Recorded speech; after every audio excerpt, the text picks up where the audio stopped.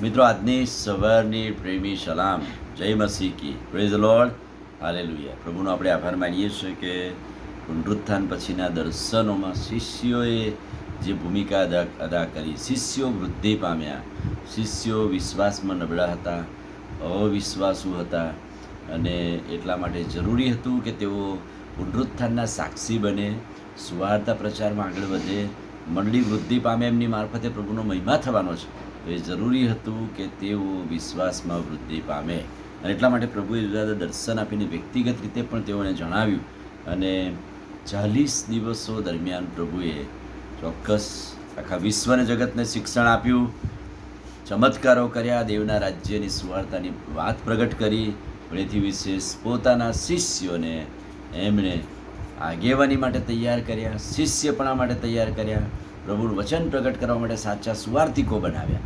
અને એટલા માટે શિષ્યોએ પણ જુદી જુદી રીતે પ્રભુ સાથે 40 દિવસો દરમિયાન રહીને એ પ્રભુની વાતને વચન પ્રગટ કર્યા.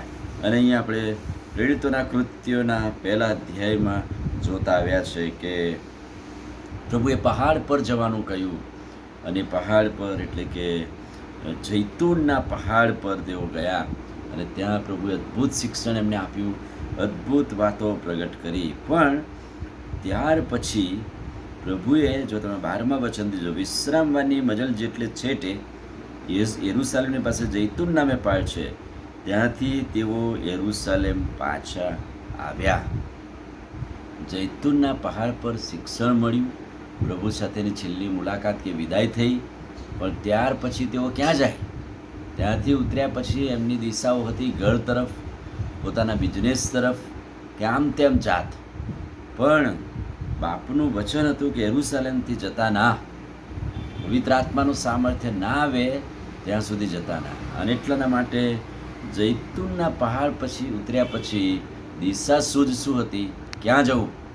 અને એટલાના માટે બહુ જ નિર્ણય સાથે આ 11 જણા યરૂશાલેમ પાછા આવ્યા. જૈતૂનના પહાડ પરથી યરૂશાલેમમાં પાછું આવું. યરૂશાલેમ એટલે શાંતિનું સ્થળ, યરૂશાલેમ એટલે પ્રભુનું ધામ, જ્યાં પ્રભુનો વાસો હોય છે, જે જગ્યાએ અસંખ્ય વાર શિષ્યો પ્રભુ સાથે ગયા. અને છેલ્લે તો યરૂશાલેમની વિજયવંશ સવારીમાં કેટલો મોટો મહિમા પ્રભુનો થયો હતો, એ બધું એમણે જોયું હતું. અને યરૂશાલેમમાં જુદી રીતે પ્રભુનો ન્યાય થયો, અને એ બધી વધસ્તંભની વાતો બધું એમને યાદ આવ્યું. અને એટલે જ્યારે બાપનું વચન પવિત્ર આત્મા ના આવે ત્યાં સુધી યરૂશાલેમ પાછા આવીને ઈશ્વરના ઘરમાં જવું એમના માટે જરૂરી હતું. અને ત્યાર પછી બીજું સ્થળ લખ્યું છે, ત્યાં આવ્યા પછી જે મેળી પર તેઓ રહેતા હતા તેઓ ઉપર ત્યાં ગયા. ઉપલી મેળી, જૈતૂનના પહાડ પરથી યરૂશાલેમ, અને યરૂશાલેમમાં આવ્યા પછી પણ દિશા શું જ હતી કે ક્યાં જવું?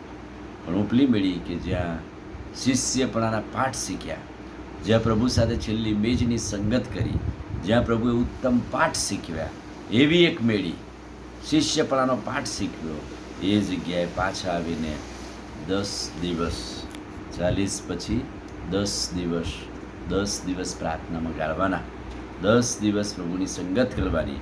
અને બાઇબલ કહે છે કે 11 જણા જ નહીં, પણ કેટલીક સ્ત્રીઓ, પહેલું જ નામ લખ્યું છે ઈસુની માં મરિયમ, તેના ભાઈઓ, એ બધા જ એક ચીતે પ્રાર્થનામાં લાગુ રહેતા હતા 10 દિવસ.